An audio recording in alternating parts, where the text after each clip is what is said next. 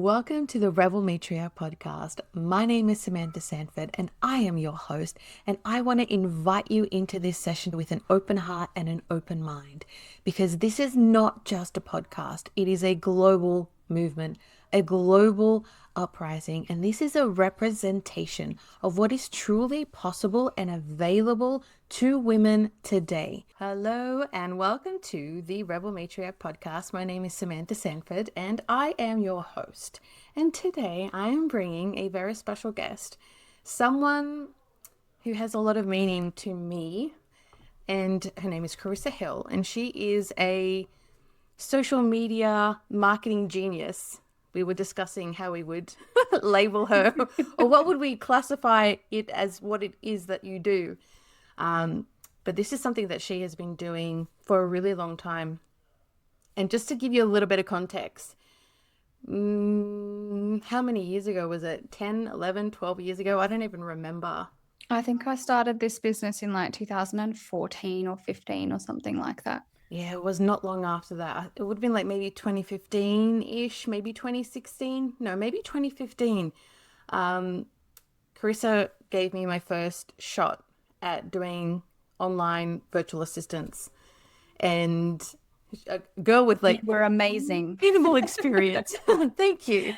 No, but I remember you just popped, like, I don't think I was even looking for someone. I think you emailed me, if I try to remember, you bought my course. You wanted to do my course because you wanted to get better for someone else that you were working for. Yes. And I was like, who does that? Like, she's not even doing this for herself. Like, she's doing this because she wants to improve herself to help someone else. And I was like, that's really refreshing. And so anyway, yeah, you did my first course, which I think was Destiny Designers. And then I think I needed some help with like chasing people's failed payments and just random emails and things. And I can't remember if I asked you or if you put your hand up or whatever, but yeah, you were my first employee or a virtual assistant in my online business. And it just worked really well, I feel, for like quite a long time until you were ready to move on. And look where you are now. Ta-da! It's been many years in the making, but I always remember that you gave me my first shot. And I think I've done various posts over the years, and I've always like tagged you in it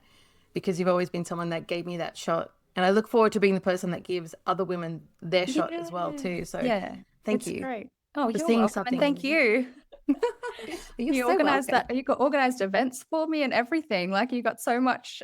You just figured it out. Like, such a great. That was my motto. Yeah. Yes. Same. And my motto is give everything a try. Like, why not? So it works well.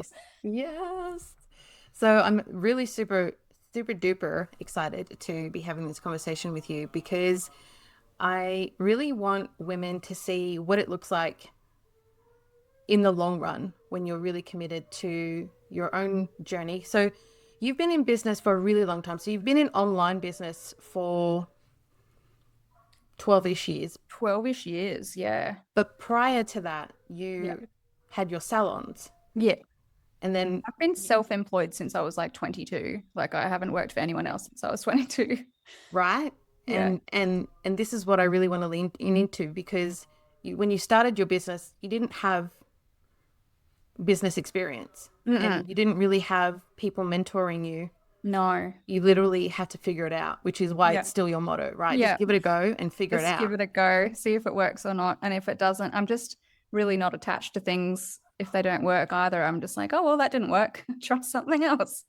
I actually want to anchor in on that for a moment, because as someone who's been in online business for 10-ish years now, right? You being the beginning, to say that I'm not attached to the outcomes is only something very new, like literally in the last, I don't know, few weeks. Yeah. And I really want to anchor in on that, because I feel like so many women, the online world, like the entrepreneurial world is growing massively. And there are so many women coming online wanting to see what it's like, right? They want to build a business, they want to disconnect from the corporate, and they want to experience what it's like. And then we're so attached to it working or not working, and we make it mean things about ourselves that we end up spiraling out of control, or we don't keep going, or we give up, or we end up making a big fat mess, or we put ourselves into debt trying to seek answers and all the rest of it.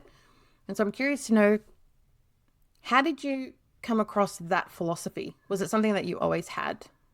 I think it is. I'm not sure. I can't like remember a pivotal person or somewhere that it came from, but I think I just always have this philosophy of like, if I don't try things, I'll never know, for one, because you can think about things forever and you never like, my anxiety, I've got massive amounts of anxiety as well, but I also like, I talk myself out of it all the time. I'm like, I don't know if any of those things that I'm thinking are true because they haven't actually happened. They're all in my imagination. So I don't know if something's going to work or not until I do it. And also I think that builds confidence as well, because the more you overthink about things and don't do them, the more like low self-esteem and doubt that kind of creates.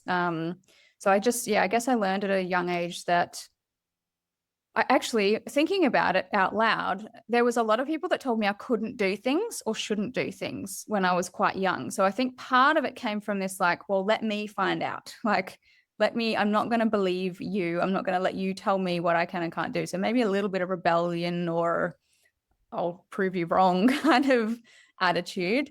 But I did have a lot of influential people telling me that things weren't possible or things like that. And I'm a little bit of a dreamer. So I'm just like, well, someone else was doing it. So, why can't I? So yeah, that's how I kind of started my whole business. And as you said before, I had a chain of salons that I started just as a home spray tanning business. I had $800 in my bank account. I spent $500 on a spray tanning kit and machine, and I just started from there. I never had any debt. I've always had a really like, don't spend money if you can't afford it kind of attitude too. So I always work really hard to make money before I buy things. But yeah, I just threw myself at it and into it and was like, well, what would happen if I went bigger? What would happen if I hired someone? Like, what's the worst that's going to happen as well? If it doesn't work out, whatever, I'll go back to doing it myself. Or if I go out and start my own business and it doesn't work out, whatever, I'll go back to having a job.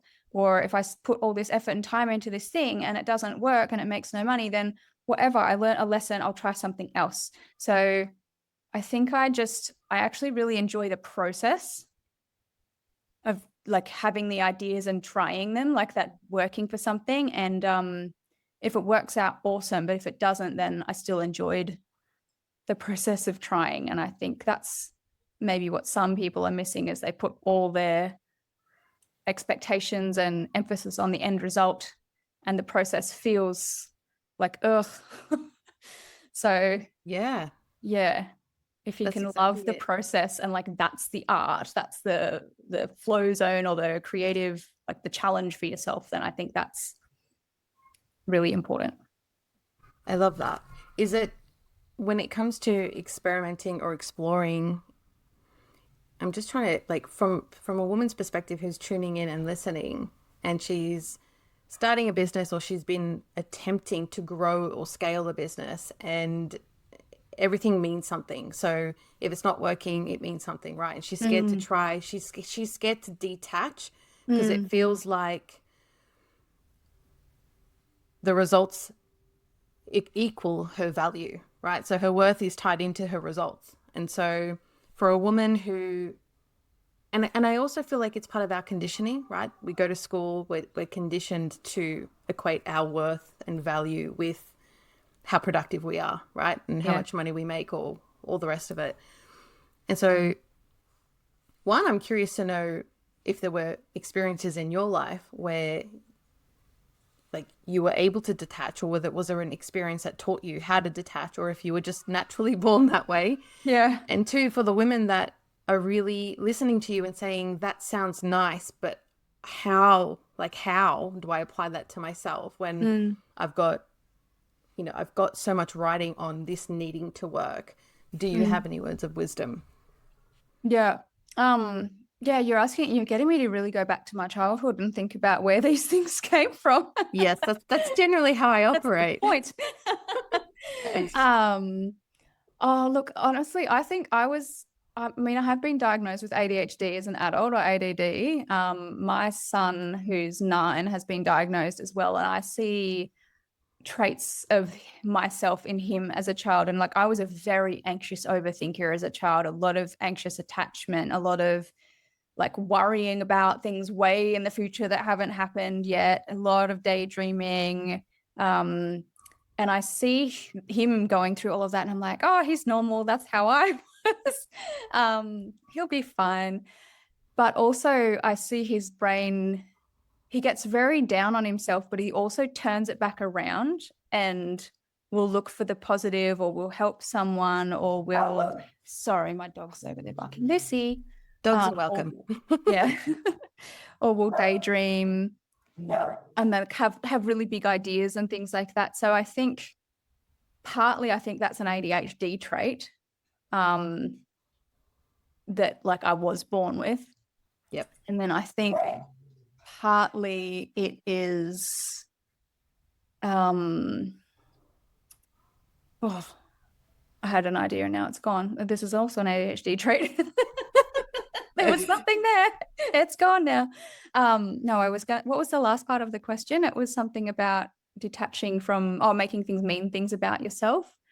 I think that was like a gradual thing that I had to overcome because I did really put my self-worth on what I did and what I created and what other people thought of me as well. Like I had massive, like if someone didn't like something that I did or they didn't like my work or my prices or my service, or if I got a complaint or something, like that's a 3-day meltdown, breakdown, like depression. I shouldn't be doing this. I'm terrible. Like you forget all about all the people that are happy with you.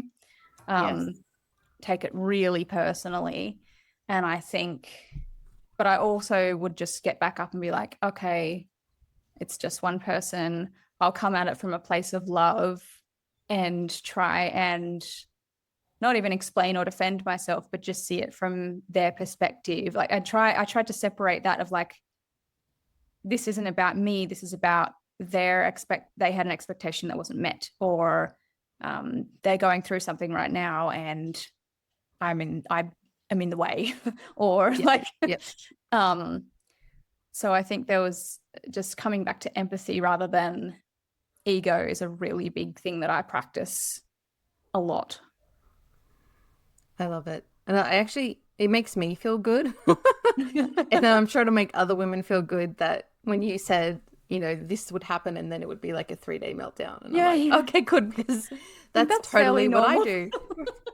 I saw this meme once or a quote that said something like, well, are you going to cry or are you going to boss up and handle it? And it's like, both. Well, I'm going to start with crying. Yes. And then cry. Then I can boss up and handle it. I love that. Have you found like now in these past 5 years, like, do you still have a meltdown or are you more equipped to handle the navigation? Yeah, no, I think I've been through so many traumatic business situations already that I have a really tough skin now. Like it still affects me, like especially if I get a negative comment on something that I see an aspect of truth in, I'm just like, oh fuck, someone, like, that's an insult, or like, oh shit, you're right. Like if it's just someone being rude for the sake of being rude, I don't take that personally because I'm like, what a gross person. Like, yuck, off you go. Yep. But yeah, now I've forgotten what I was saying again. Sorry. That's okay. But we accept all. So ADD, ADHD, all welcome. I have a question anyway. Great, but it's always like this is the the pros and cons of life and the strengths and weaknesses. We all have them. Like my brain can be an absolute creative genius and come up with like the best ads on the planet that make people heaps of money, and then it can just be a puddle of mush that doesn't work at all for like half a day or a whole day. So you get both. We accept it all. I can also adjust my style of asking questions because I tend to ask long-winded. I think it's 2 questions at once, in one. And then I'm like, wait, what was the other one? I got this. I got you. I'll adjust. Cool. We can do this. I'll ask you. I have a question because you said something, and I'll ask one question. Thanks. Because you mentioned that you've had a lot of traumatic business experiences. Yes. And I was like, tell me more, please. Yeah. Okay. So what I mean by traumatic business experiences, specifically what comes to mind is I had a lot of, I'm going to say narcissistic and sociopathic employees and clients in the beginning. And it put me down a real rabbit hole of like, I have a pet passion. I love understanding personality disorders now, like, because I want to understand, why are people like this? Like, why would they do that? I don't understand. And so one of my first ever employees like was a proper sociopath, and she would make everyone love her. Like, everyone loved her. The clients loved her. I loved her. She did the best job ever. Like, love bombing. She was the best. Like, those charming psychopathic people that make everyone fall in love with them. And behind my back, she was stealing cash every day, lying to the clients, telling them the FBOS was broken. They had to go get cash out and pay. Then she would delete the whole booking from the booking system. She would take the red receipt, like the receipts out, like just delete all of the evidence. And I couldn't comprehend this at first. And I caught her one day, and I was like in shock, like freeze response, kind of, what the hell? Talked to her about it, and I didn't believe that someone could do that. I thought, oh, she's just young. She's probably just made a mistake. Like, I'll have a word with her. I'll keep her on, and she can just work for free for a week or so, pay me back, and like, let's treat it as a lesson. See, this is my first time ever dealing with anything like this. And she didn't stop. She kept doing it, like, for ages. She just got more sneaky about it. And then I found out a second time, and then I just sacked her. I was like, all right, off you go. Like, no more chances. This is who you are. And then her boyfriend rang me, accusing me of, unfair dismissal or blah, blah, blah. And I had to tell him everything, and he didn't believe me. He thought I was making it all up and I was the pain, because he'd obviously, convinced him to believe her. And then I got a phone call from him like 3 or 4 years later, being like, hey, Carissa, do you have any evidence of that? Because she's done that in every single job that she's had. Every single job after that, she's done the same thing. And now someone's actually trying to go after her. Wow. Like, we're putting together a police report. I'm trying to get custody of our child and like all of this shit. And I was like, wow. So that was one. And then I had clients who would kind of threaten to leave like really negative reviews if I didn't refund them in full in cash right now. And they'd show up in my shop, like with a friend. Like, this is like, psychopathic kind of threatening behavior. I had some just negative reviews online. I had a lot of clients, and when you grow really quickly and you have a lot of clients really quickly, you do, like, it's a numbers game. You get a percentage of people who are just shitty people, and they're going to try and rot the system, and they're going to try and manipulate you and steal. And so I had a lot of them pretty young, pretty early, and it was very traumatic. Like, I can physically remember like just the sick feeling in your body of this like threat or betrayal or like all sorts of things like that. I also had boyfriends who were abusive, and so I dealt with a lot of that at a really young age, like even in high school. And I feel like, whether it's a good or a bad thing, it did toughen me up to these types of people eventually, and gave me a perspective of, well, look, there's some really great, lovely people in the world, and they're the ones that I would like to focus on. And there's some really not great people out there that you can try and help them and change them, but they're not going to. And so, yeah, I just decided to put my focus and energy on, well, I want to be a good person. I want to work on myself. I want to help other people become good people. I want to help other good people. And so then when I attract negative people or situations now, I just see them as not my type. Do you know what I mean? Yeah. Oh, okay. I love that.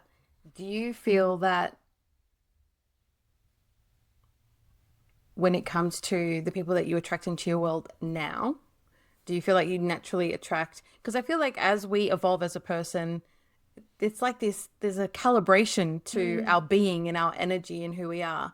And so as we're evolving, we naturally attract a different caliber of person. Vibrational matches. That's right, vibrational matches. Do you feel that you now attract mostly the right kind of women into your world? Absolutely. So I think definitely back then, I probably had some toxic traits myself, looking back and being really honest. And I think you attract what you are, or on that frequency level. Like, I was hanging out with all the wrong people back then, like go out drinking and taking drugs every weekend. Like, it was a pretty low frequency, let's say. And I was still trying to push and build my business. A lot of it was coming from ego.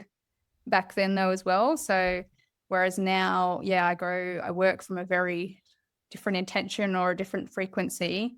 So I managed to grow. I had a chain of 5 salons. I had my own wholesale range. I had my own mobile like areas. Like I grew a really quite big business. A lot of it, as I said, was coming from ego. It was like, let's see how big I can take this. I want my name to be everywhere, like, that kind of thing. But it was also still coming from a like, let's see what's possible. Let's see what I can do. Whereas, now I'm more like, I want to help thousands of people rather than I want to be known by thousands of people. So that kind of changed a little bit. Yeah. Amazing. And what is it that you do now? How do you help women now? Well, I try to help them to grow their businesses through basically avoiding all the mistakes that I made, because I learned everything the really hard way when I was growing. And I guess my specialty is I try to really help people understand how to get clients in and keep them, because that's what everybody wants. Like they need all this other internal business stuff, but what they want is more money and more customers. So marketing and sales are my top 2 specialty areas. I do teach all other areas of like business growth and like leadership and email marketing and copywriting and blah, blah, blah as well. But most of it is mindset around and tactical social media marketing types of posts, how to boost them, running ads, sales, getting clients in, customer experience type stuff, because I just think if you are an entrepreneur and if you have started a business and if your business really, really helps people, then you should be obsessed with that. And you should be like, it's your literal duty and purpose in life to go out and try and help as many people as you can. So I love that. Yeah. Do you mostly work with women or only women? Yeah, pretty much. Occasionally I'll have a man, but like not often. Not often. Do you work with specific industries or are you free for all? Mostly still in the hair and beauty industry. I've got have a lot of online coaches now as well, because I find it just tends to happen. So like, because I had the successful hair and beauty industry and then I went into teaching marketing, everyone was a hair and beauty salon owner who wanted my help because that was my area of expertise. But now I've been growing an online coaching business and selling online courses for 12 years. So now I'm getting a lot of people either wanting to become a coach and know how to grow their audience and how to sell courses, or people who are already selling courses, but they're struggling. They don't know how to sell them. And they're like, help me. Or like, how do I grow my audience? And I'm like, hey, just do this. You'll be fine. Let's go. I love that. What do you find some of the most common hurdles that women have to overcome to be successful online? Well, there's the physical side and the non-physical side, isn't there? Yeah, so tell me more. Yes. So mentally, a lot of people, it's their own mind. And this is why I journal most days. And I've been doing this forever. Like I find that I have to give myself little pep talks all the time. Or sometimes I journal with ChatGPT. I'm like, hey, I'm thinking this, help me change my mind. And it talks back. It's great. But a pen and paper, I think, still is more impactful. But mindset is probably the biggest thing, because a lot of people just focus on what's not working or what feels hard or what they can't do. So if someone wants to be really successful, but they're thinking, everything's too saturated, or I don't know enough, or I'm not as good as this person, or, it costs too much, or I don't know what I'm doing, or I can't afford help. Like if all your thoughts are why you can't do something, then that's the first thing that you're going to have to change. And that should be your first priority, rather than what do I need to post on social media, if that makes sense. Or you've got to mix them both together. So you've got to have the thinking right. Otherwise, if you're doubting everything, but you start following the right strategy, you're still going to sabotage it. So they really have to work together. You have to have thoughts like, if it's saturated, then that means it's popular, people want it. So if I pop up and create another option, then awesome, people have more options. There's people successful that are out there. Awesome. I'm going to model them. I'm going to look at what they're doing. I'm going to try and learn from them. You just, I don't know how to do it now, but if I put some time into it, I can probably figure it out in a few weeks. So you've really got to have that self-talk of be a little bit optimistic, but also I just argue with myself all the time because I'm like, Carissa, is that true? I love that. Is that really true? Or like, what would the next level version of you think instead? Or what would this other person do? Would they be thinking that? No, they would be doing this other thing. And then the physical side is obviously sitting down, planning out your social media content, writing posts, putting them out there, coming up with an offer, putting it out there. But a lot of that is mindset related too, because every single step, if you've got a negative mindset, you're going to sabotage yourself, like, oh, nobody would buy that, or that's too expensive, oh, I can't charge that much. Like, you're just constantly talking yourself out of achieving anything.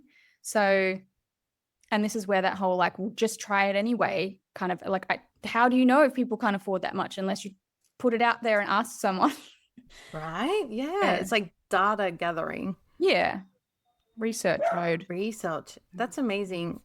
When you speak it, it sounds so simple, and yet I have been so called out. You've called me out because that's literally just such a big part of my journey, is the focusing on everything that is not, rather than like flipping it. And I know that this is something that so many women in business. Sorry, someone walking past the door. She can just. Hey, she got something to say. Yes. Lucy, come here. Come on. Little Lucy. Come on. Are you fighting the power? Yes, she's fighting the power. It's just because we're in a strange environment, so she's excited. Oh. I love that. It's okay. All women are welcome. We'll just keep going. Yes. Yeah, so I know that a lot of women really struggle with exactly what you just said. And I really liked how you just reframed it so simply. And I'm like, And I also love that you shared that you argue with yourself, because it's something that I've started doing as well. Do it on pen and paper. It's really fun. I haven't done that. So argue with yourself on pen and paper. If you just get really honest with yourself, you put one thought and you're just like, no, fuck that. Like, what else could be true? And they're like, oh no, but this, and all your excuses just keep coming and coming and coming and coming and coming. And once you've got them all out there, then you can see it and you can be like, oh, yeah. That's brilliant. Yeah. That's brilliant. And it's also like when you're writing with your hand on paper, it's also like a neurological thing as well. So I'm going to put it. Sorry, I have to it's okay. My laptop because my mum's just gotten home. So I'm just going to go into the bedroom. I thought she wasn't going to be here. That's all right. Just on the call. It's okay. Hi, Mum. Sorry about that. My whole schedule went out. All right, we're still here. This is real life, guys. It's real life, yeah. We're running a business. It's this. I'm sure that one day I'm going to be breastfeeding on one of these calls. I've managed to totally. I've done not be breastfeeding on one of the calls, but I'm sure one day it'll happen. I recorded and sold the whole course once, while in the middle of having kids. I think maybe 100 people bought it or something. It was a short 3-day course, and all of the videos were recorded with me just like laying on the floor with my kid next to me, or in the car with the kid in the back seat, and everyone was like, "You've just you think you can't do that, but you literally can." So that's brilliant. Yeah, I love that you're a representation. What I mean, like, people always are like, "Oh, you can't do that. Everything has to be polished and perfect and stuff all the time." I'm like, well, yes, for your brand, it kind of, it's good to have that kind of thing on Instagram and your website and whatever. But I've found that like people really value just real, raw connection and communication. So if you got to mix it a little bit of rawness in there to seem relatable and human. That's brilliant. And this is why you are consistently, sustainably successful. What would be your like number one, because you've been in business for so long, what is your number one tip or piece of advice you would give a woman who's just starting? Yeah. I think, well, especially with social media. So the reason I love social media so much is because it really is just people. And I think when you strip back what platform you're on, whether it's Instagram or TikTok, Facebook, whatever, I think understanding people and psychology, especially like sales psychology, but just human behavior and connection, probably the biggest skills. Like, so reading any kind of books on persuasion and influence, it sounds like you're trying to, like, you know, persuade or influence people, but really when you actually read books on that, it's just understanding people, and it's just being more empathetic. They all teach that empathy is like the number one skill to have for connecting with people and understanding other people.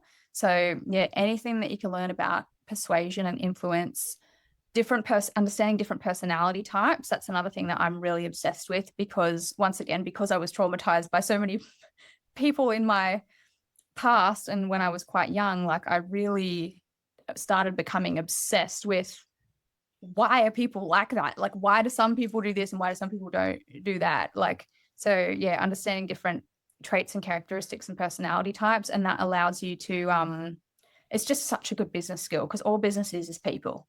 It's either people that you're hiring, people that you're paying, people that are paying you. Like, so Yeah. the more you can understand who you're talking to and communicate with them effectively. So yeah, influence would be one skill. Copywriting probably would be the second skill, and sales psychology would be the third. If you can go, like, spend this whole year just downloading audiobooks or watching YouTube videos on those three things, you will be, yeah. Hang on. Yeah. How'd you go? Yeah. You'll be way ahead of everyone else, because most people don't do that. Most people just tell themselves they know everything already and they don't need any help, or they just scroll reels and avoid actually spending 60 minutes watching a YouTube video or listening to a book. I love this. I love how down to earth and simple and accessible it is. And I know, because I'm the same, because I do that, because I catch myself spending an hour scrolling reels and I'm like, what the fuck are you doing? Like, you could have been learning something way better. So the next day I'll pick up a book or something instead, but then I'll still go back to the bad habits, because, you know, we're human. Yes. And we're allowed to be human as well. You argue with yourself. What the hell? A little bit of doom scrolling is okay, but you know, you gotta pull it out sometimes, and just that's enough. Exactly. So, I love that. I have a question around selling. Yes. Because you've been doing this a really long time, and it's literally a big part of what you teach. And it's also one of the number one fears, stresses, areas where women sabotage their businesses because selling is scary, or they feel icky selling, or you could name so many excuses. I'd be curious to know, what are some of the common fears women in your world have had around selling, and what is some advice that you have? Yeah. For women specifically, I find it's a fear of being annoying. It's so programmed to, like, be polite and not to, like, annoy people, or especially, like, if you had a childhood of being an ADHD kid or something and you were in the way a lot and your parents were like, stop, like, calm down, don't be annoying. Like, it gets programmed in there, like, oh, I don't want to upset anybody.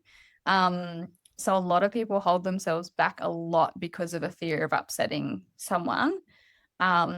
Or it could also be a fear of rejection, of like, oh, what if I put myself out there and someone says no? Then, you know, it's just going to create a negative feeling, isn't it? Like an emotion, sensation in your body. And we just don't want to feel that. So we become avoidant and then avoid those things. And then we complain and blame other people and the economy and, like, this is why nothing's working. But actually, it's just sometimes we have to feel like, put ourselves in a vulnerable situation and put ourselves out there. So, and what I think that just comes with, like, it's like building a muscle. You're going to get stronger the more you do it. But I think if you can, once again, just like, I think the more aware you are of what happens, like what you're actually thinking and what you're actually afraid of, and like, what is the worst thing that could possibly happen? Like, someone's not going to like it. Well, what's the best that could possibly happen? Someone loves it and they pay you heaps of money. So you have to just do it or just try it in order to figure that out.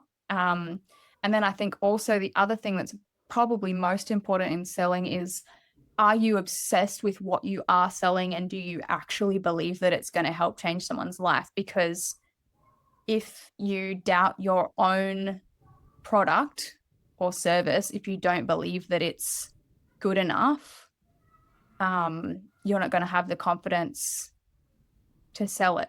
So when I first started selling online courses, I had no idea what I was doing. I had never even taken an online course before. Someone just told me, hey, you should sell an online course. I'm like, okay. I love that. Yeah. But I was like, what the fuck? What if what works for me doesn't work for anyone else? What if people pay me and then it like sabotages their business and makes them go broke? Like, this is where my brain was going. Like, what if it's the worst advice I've ever heard? Like, so I did it either like really cheap, I think, to start. I think I did a few free coaching calls to start with, just to practice, to see if I could actually help people and to get some experience. And then my first course I sold for really cheap, just to test the waters. And then once I had proof that people were saying, oh my God, this is amazing. Oh my God, look, I boosted a post and made $500, or like, I made $3,000 from a $20 boost, Carissa, what the hell? I was like, oh, okay, cool. So I do know what I'm talking about. And then I was able to sell it again at a higher price point.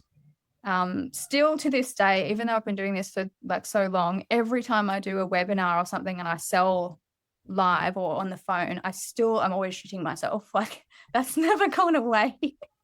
I might sound confident on the outside because I'm rehearsed that many times, but what I do is I have a little Post-it note on my computer that says, I'm just trying to help, because I make peace with the fact that even if I put all this time and energy into this, like I spend hours and hours and hours preparing and doing this webinar or whatever, if nobody buys it, then I can still feel good about the fact that the information in it was good and maybe that helped someone. And if no one wants to buy that, then it's my job to think of something else to sell, because obviously no one wants that.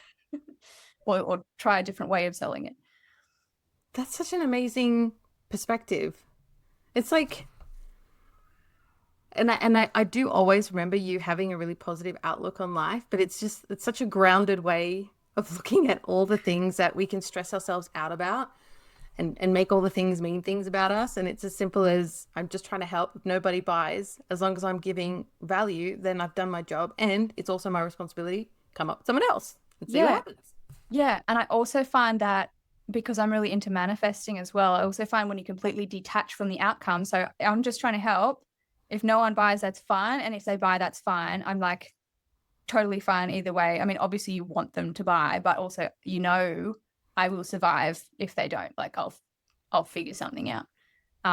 So I think when you really detach, that's when I've had my like biggest ever launches, like where 100, 200 people will buy something. Epic. Because I'm like, yeah, it is what it is. And I think the energy that you're putting into it, if I genuinely am just really trying to help rather than really trying to sell, I believe that people can feel the energy that you put into it. So if they can feel that I'm trying to help them, they're more likely to buy it. Whereas if they can tell that I'm trying to manipulate them into buying something by following some stupid script, then nobody buys that. Yes. I like this. I like the distinction as well. Yeah. I know from experience too, because I've done them both ways. Like, I've bought some webinar training off Russell Brunson or whatever and like followed the proven webinar script. And it didn't work for me. And I did it my own way and just came from the heart and tried to help people and was, a bit quirky or weird or whatever, and made heaps of money. We like quirky and weird. Yeah. I like that. You mentioned that. Thank you, by the way. There's so much value in everything that you're sharing. It's good. It's like a mini masterclass. Just trying to help, Samantha. You're just trying to help, Carissa. You guys, ladies, she's just trying to help. And honestly, if you just go back and listen to the podcast again and then make notes and then go do the things that she's so graciously given us to do, within a year, and I know a year's a long time, but Sounds realistically long. within a year, so much can transform in your business and in your life just by doing everything that she's just shared. And you've got more Even than just a enough to couple of do. months, I think if you commit, if you do it, if you go all in, like you can really change. Like I had a really bad year last year. Like just everything went wrong. It was the, year of the snake kind of thing. Just, life kind of fell apart as it did for a lot of people. And I fell off the wagon pretty bad and I was in a really negative mindset. And then there came a point where I just got sick of myself. I was like, I'm going to start journaling again every day. Why did I stop that? I'm going to start asking the universe for things. Why did I stop that? And Yes. just in a couple of months, everything can turn back around if you just decide. I love this. Can you, because a big part of everyone's journey is that we all have tough times. We all have difficult years, but a lot of the times it can shake us, or that a wobble can derail us completely, our focus and everything. Are you open to sharing a little bit about some of those experiences that you had last year so that women can see? I'll see how many I can remember, but it started off great and I was like, I'm going to start doing YouTube and podcasting again this year. And I had it all planned. I'd paid an editor and everything like that. And then that cyclone hit in February and it went directly over my house. So my house got flooded. Even though I live on a mountain, I didn't think flooding was possible. I got flooded from too much water, not having a place anywhere to go. It came up through the floor. There was some mushrooms growing out of my bedroom carpet. Like it was black mold under everything. I was freaking out thinking I'm going to have to basically burn my house down or move or something. But instead I decided, no, we'll just, and then insurance said they weren't going to cover the carpet. So then that was another thing that went wrong. And I was like, well, fuck, that's a lot of money to do a whole house of carpet. And then they ripped all the carpet off. And then I was getting a flooring company to do the floor and they couldn't because whoever had done the floor in that house, it was all done wrong years ago. And so I had to come up with another X amount of money to have the whole floor sanded and leveled. And then I had an empty house with no furniture in it and just concrete that I was living in for 2-3 months while waiting. So I had no bedroom. My cupboard was falling apart because of water damage. I was living in my office just on a mattress on the floor, living out of washing baskets for literally almost 3 months. And then so many other things just went wrong. Oh, my roof was leaking completely as well. There was the projector. I've got a projector in my cinema room, just water leaking off the projector. Why is the projector leaking? Yeah. I hired a builder to come and fix a bunch of stuff. My deck was rotting and my little boy actually stepped and fell through a plank of wood in my deck. Oh. And this builder was a scam artist and half started a bunch of things and then took a bunch of my money for more things and then disappeared completely and left me with everything half done and took 30-40 grand. Oh my gosh. No. I can laugh about it now, but it's only because it's traumatic. And then my cat had a paralysis tick and nearly died. And then to end the year, I broke my foot and I've been in a moon boot since 3 weeks before Christmas. So the entire school holidays, I've been on the couch, not doing anything. I couldn't drive because my right foot. Had a bunch of relationship challenges and issues and clashes and is this right for me, and therapy stuff that I had to work through. Kids' health issues. One of them had problems with his teeth and had to get a teeth pulled out. It was just constant. Every single month there was something. And I'm really lucky and grateful that I have 2 amazing staff members who can run my whole business for me, because that's a big thing that I teach as well. I teach people how to set up a business that can run without them, because there were literal months of last year that I could not work. Just either my mindset was completely out or I had so much to do in my personal life that I didn't have time for both. Yeah. So my business kept running and actually did really well despite me not being able to do anything. But I do believe that my nervous system was shot too. I was having panic attacks and all sorts of things. I had an iron infusion because my iron got so low. There's just so much. Yeah. And I actually think the universe breaking my foot was because I needed to calm my nervous system down, and I needed to sit the fuck down and not do anything and sort some personal life stuff out that I'd been avoiding. Yeah, the universe has a funny way of kicking us up the ass, doesn't it? Yeah. When we don't when listen. you're not listening to your intuition. Yes. You can laugh about it, but you're like, I can laugh about it, but it still hurts. Yeah. Physically and emotionally. Oh, you poor thing. Okay, so that's a lot, and that's super intense. Yeah. And I love that you set up your business so that it runs without you. I think that's actually a really important key that's not something that a lot of people are taught or a lot of mentors teach.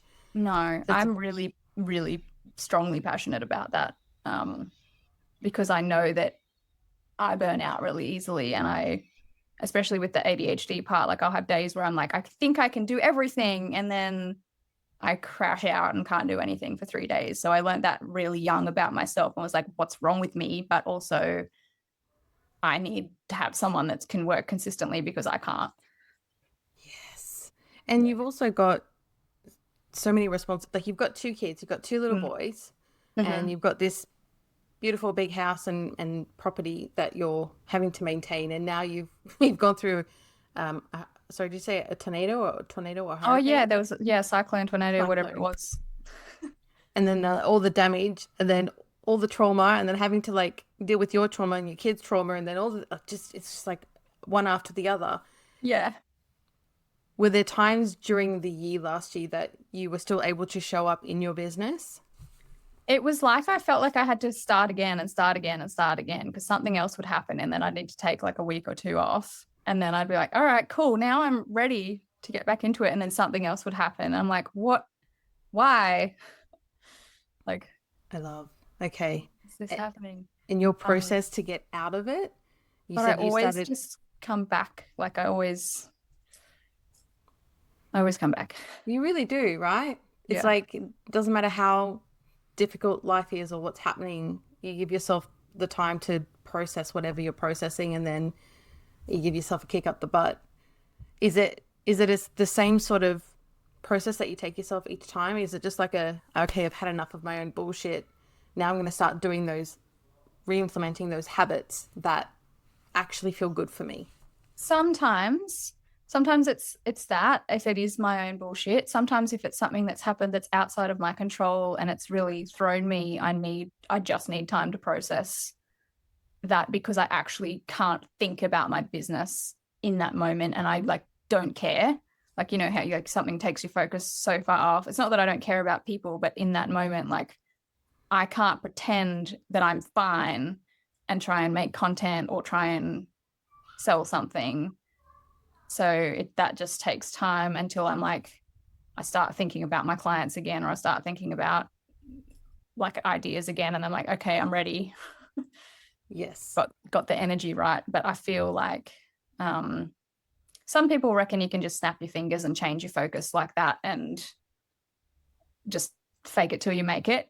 Have not experienced that to be true for me. So how have your clients responded to that? That's always an interesting sign. Yeah, well, they seem to be fine.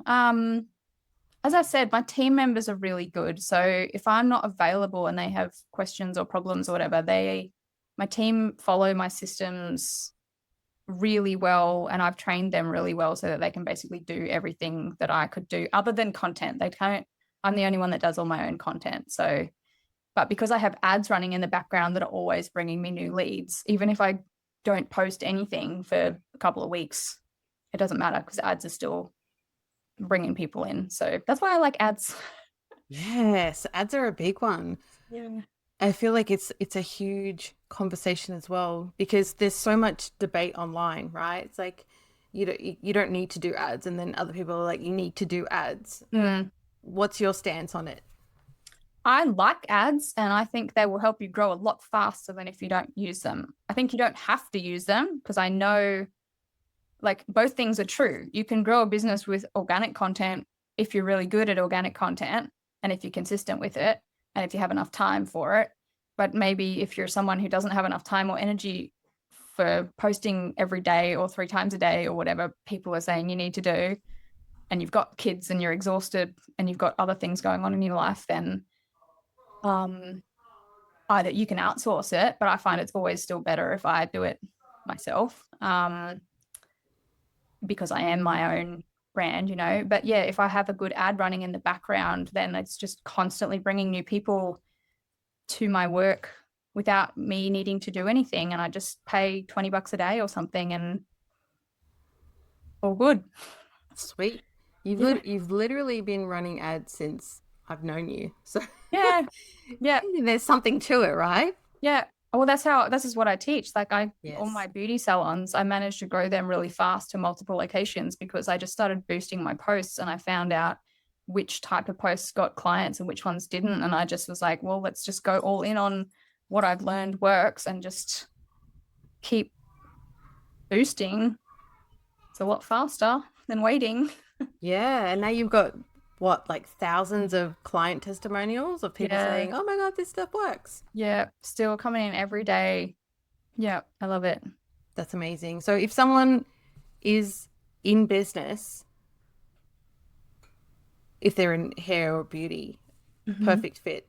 If they're in coaching, is that, do you also teach ads? I do. Yep, I do. Although I've got, most of my content is around hair and beauty as examples, but I still, like, coaches usually just DM me and be like, hey, Carissa, how can I do what you've done? And I'm like, oh, here's this information. So like probably best place to find me is on my Instagram, Carissa Hill Coach, or in my Facebook group, Coffee with Carissa, which is still going? I've got 36,000 people in there now. That's amazing. I remember when you started that group. I know. I had like 100 people in there for ages, or like 1,000 for like the whole first couple of years of it. Yep. 36,000. Yeah. That's amazing. Congratulations. Thank you. Do you teach people how to grow a Facebook group as well? I have a little course on it, but I have found that that's not what most of my audience wants. I would love to teach people how to start Facebook groups. And I recommend it all the time, but a lot of people don't want to do it. So that's another piece of business advice, is sell things that people actually want to buy. Because I could be obsessed with that and then push Facebook groups and make that my whole thing. Yeah. But if people don't want it, I'm not going to make any money. But what people do want to know is, how can I boost my posts and get clients? So that's what I sell. I love this. Do you find that having a Facebook group is a lot of work, or have you got a system in place that keeps it simple? I personally, no, I don't find, once again, I post like 2 or 3 times a week. I don't post every day. Sometimes I do if I'm like on roll and I have heaps of ideas, but usually a couple times a week. It's my group. I think I've trained my audience, if that makes sense. Like, there used to be so much spam in there and other people coming in, like other coaches trying to promote themselves and sharing their own content in there. And I just got really strict. I was really big people pleaser back in the day. I'm like, it's abundance. Everybody can share. And then I was like, this is actually turning into a mess and I'm being taken advantage of again. So boundaries. So now I don't let anyone promote anything in there. People ask questions and help each other, and I post helpful stuff in there. And then occasionally, like once a month or a couple of times a month, I'll do like a pitch and I'll sell something, or I'll let people know about a webinar that I'm doing. So it's mostly value, and I find it fun. Do you have an engaged audience as well? Pretty good. An active one? I think that's another passion of mine, is like, a lot of people have really dead audiences and they're like, how can I get people commenting? I'm like, well, once again, it comes down to understanding people, and you can't just talk about yourself all the time and expect people to want to engage with you. You have to make it about them, because everyone wants to talk about themselves. So I try to keep a balance of, like, something, you do have to talk about yourself as well, obviously, but especially if you're a personal brand. But sharing things in a way that invites people to also share their own opinions. So I'll usually do like a hobby post, but then I'll ask a question at the end, or be like, hey, who else can relate to this? Or is this what you guys do? Or do you have a different idea or a different approach? Kind of, so I'm like inviting conversation. Okay. This is good, because I've attempted to build many groups and I've just it's just not gone anywhere. But then you're a part of, you join many groups, and some have a lot of healthy activity and engagement, and others are just really flat. Yeah. People have just got like these scheduled posts that come out and nobody's I don't engaging. like those.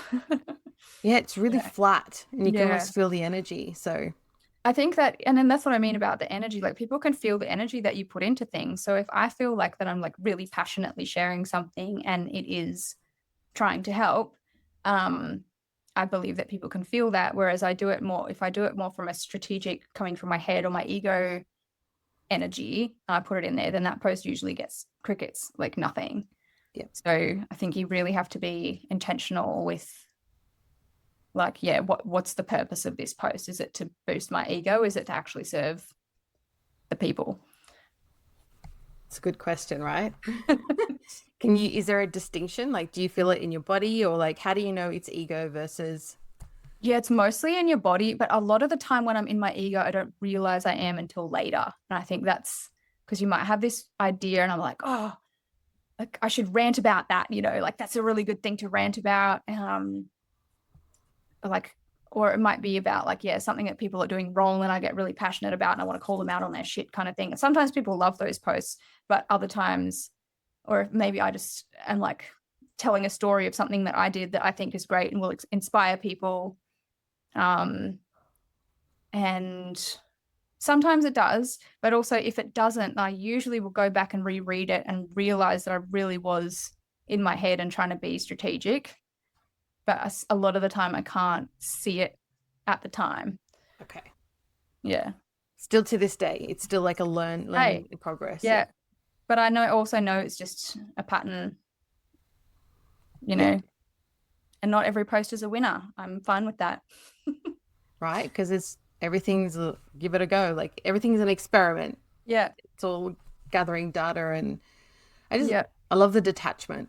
I think it's like a really key piece that most women in all aspects of life almost need to experience. The detachment of how's this going to go, because we can be very controlling, and very in our head and very thinking 300 steps ahead, and then it doesn't go the way that we want it to go, and we blow up or we get angry or there's a fight or something happens. So this whole detached philosophy is a really interesting one. Have you found that you use that in all areas of your life? I really try to, and I do have a story of exactly how I kind of came to do that. I like stories. I was just going through a really tough time mentally. I'd left all my old friend group because I realized I didn't want to be like them, or they weren't good for me or whatever. I'd left a relationship. My parents had separated, and I was like in this and I'd moved out by myself, and I was like, who am I? What am I doing? I'm like the real rebirthy kind of experience. I had 3 salons running at that time too that I was trying to manage while also going through this personal turmoil. I think I was about 24, and I was going through so many emotions in a day. I felt like I was crazy. Like I remember I'd be like angry, and then I'd be crying, and then I'd be like, I felt something was really wrong with me. And I was like depressed and just everything all at once. And I remember sitting down on my couch one day, and I just had this thought pop into my head that just said, Google Buddhism. An idea. And I was like, okay, went to my computer, Googled Buddhism. First thing I saw is life is suffering. Like that's what Buddhism teaches. Life is suffering. That's the whole principle of Buddhism. And the only way to not suffer is to not attach. Because if we are attached to things going a certain way, being the way we want them to, we will suffer because things don't go the way that we want them to. So if you want to live a life of enlightenment and peace, the only way to accomplish that is to let go of attachment to things being the way that you think they should be or want them to be.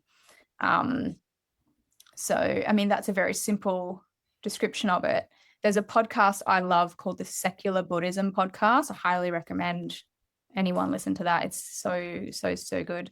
and he gives a lot of really like real life analogies and kind of things like that. But yeah, I wouldn't classify myself a Buddhist, but I like Buddhism, and I try to live in a non-attached way because I find it really works for me.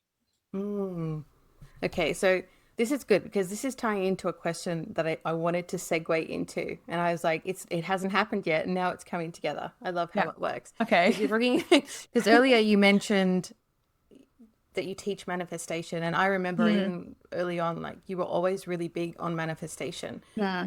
And I know that it's something that so many of us experiment with and would love to know more of how it works. And there are so many different ways of people teaching it, but this concept of detachment is a really big part of it that a lot of us haven't grasped. A lot of people can't do it because they get so attached to what they want and they won't let it go. Right. And so you were talking about detaching in all areas of life and business, and then and now I really want to bring it into, can you give us an example of what that looks like through manifestation so that women can give it a go? Yeah. Okay. Probably my best manifestation story is so when I bought my first house, which is a house I'm still living in now, I saved for a really long time to save up a deposit. I had just enough deposit to be able to borrow enough money for this house. So I spent all my savings buying this house, and it had beautiful big bifold glass doors, the whole living room area that looks out onto this rainforest next door. Like it's literally this rainforest next door. And I was like, amazing. And then like a month after I bought the house, or even weeks after I bought the house, they're like, oh, the rainforest is up for sale, which meant that someone could have bought it and knocked down trees and built a house right there where my view was. And I was like, oh no, like this is my dream house. I don't want someone else to live there. And then I was like, I think I had 20 grand left or something like that. And I was like, can I put down some money and hold it for a while and see if I can borrow more from somewhere? I don't know, like family, maybe, like, I don't know. I'll just try and come up with the money for this rainforest. And so they gave me 6 or 7 months to come up with 300 and something grand, because that's how much it was. It was an acre of rainforest. It was like 3 or 4 acres of rainforest, but they'd split it into acre lots and were selling it off individually. And somehow, Samantha, oh my gosh, I came up with $360,000 cash in exactly the amount of time in my business just from doing launches. Like I just was like, I'm just going to double down and go all in on selling my courses. And somehow I came up with the exact amount of money in the exact amount of time. But I would also made peace with the fact that, well, if I can't find the money and if I can't come up with the money, it will be okay. I'll maybe just plant some more plants or something on my own side of the fence. Like it's still a nice house. I'll still be okay. It'll be fine. So there was that. But I also felt that, like, I had this feeling of like, that's mine. Yes. Or like a knowing. So I had that feeling, but I'd also kind of made peace with the fact that I would survive and be okay if it didn't happen. That is amazing. So you got your forest. I got my forest, and now it's worth like nearly 800 grand, and I paid cash for that. So that's my retirement sitting there. Awesome. Sit on that. Yes. Yep. Congratulations. Thanks. Yay. Yay for rainforests. Yeah. So you had this idea of what you wanted, or you knew what you wanted, and you decided if it happened, great. If it didn't happen, we're okay. Yeah. And then you just went all in on making it happen, knowing that if it didn't, you would be okay. That's what I have found is the secret to making manifesting work for myself. There's a lot of different strategies out there that people teach, but I've really found that and like it sounds so hard because people still try to do it strategically. They're like trying to force themselves to detach from things. You can't do that. You have to like get to a point where you almost forget about it. Like you're so okay with it, you just like forget about it, like whatever. You really have to actually detach, not like try and trick yourself to detach. Yes. And when you've forgotten about it, that's normally when it just pops up and you really like, oh, you know, that's that thing that I wanted. So I think what I try and do, I haven't consciously manifested anything big in a little while, but it's a lot of like little synchronicities and things along the way. But one thing that I like to do is like if there's something I really want, it's kind of like wouldn't it be cool if like that? So it's like it's always like I'll be fine without it, but wouldn't it be cool if I had that? Wouldn't it be cool if that happened? Do you do things like write it down, or is it literally just a conversation of wouldn't Sometimes it be cool? I do. Sometimes I'll write things down if I'm really trying to like visualize it or feel into it and things like that.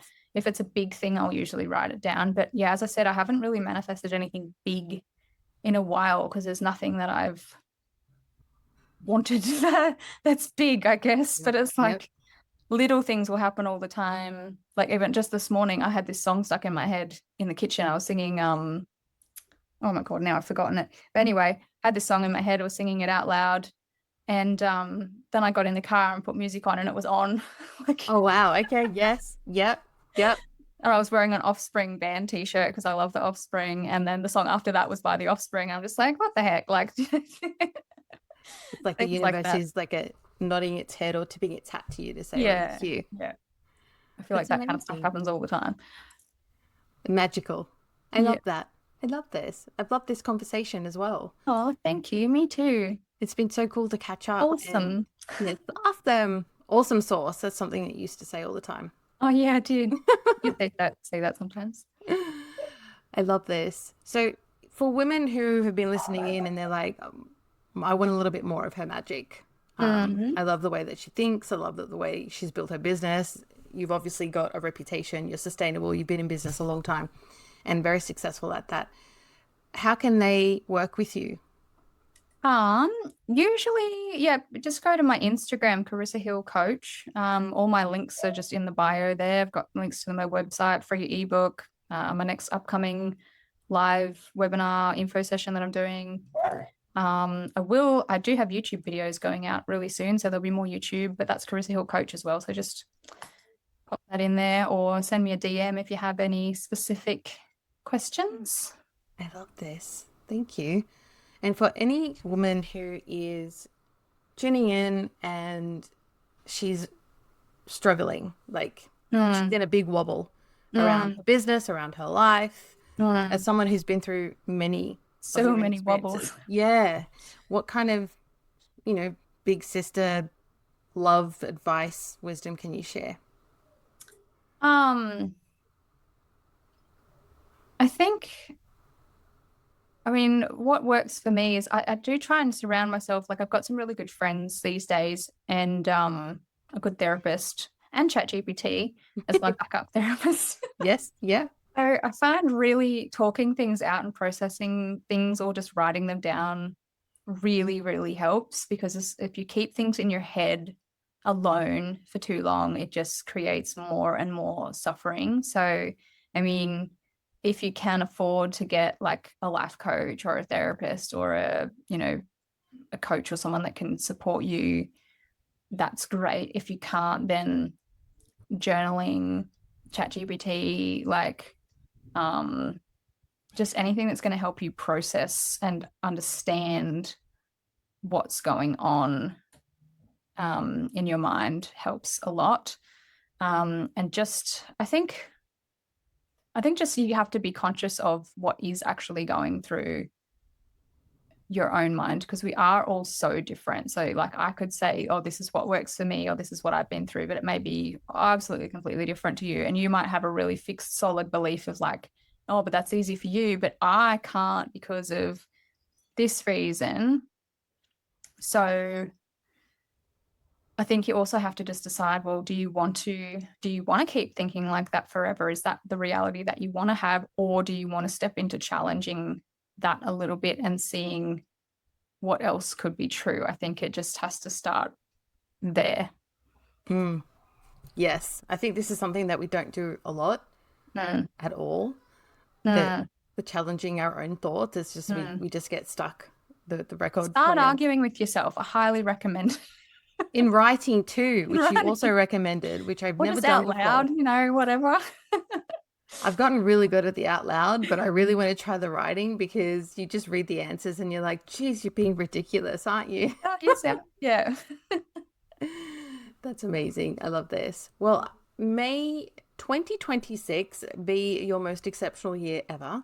Thank you. No more shedding of the snake. I think we're coming I into. think we're nearly done with that. That's really soon, isn't it? I'm ready for that. I know a lot of people who are ready for that. Oh my gosh. So do I. And it feels like in this lead up to transitioning into Firehorse, the last remnants of Year of the Snake is like everyone's been feeling it. It's dragging on. It's like every last little bit is like, oh.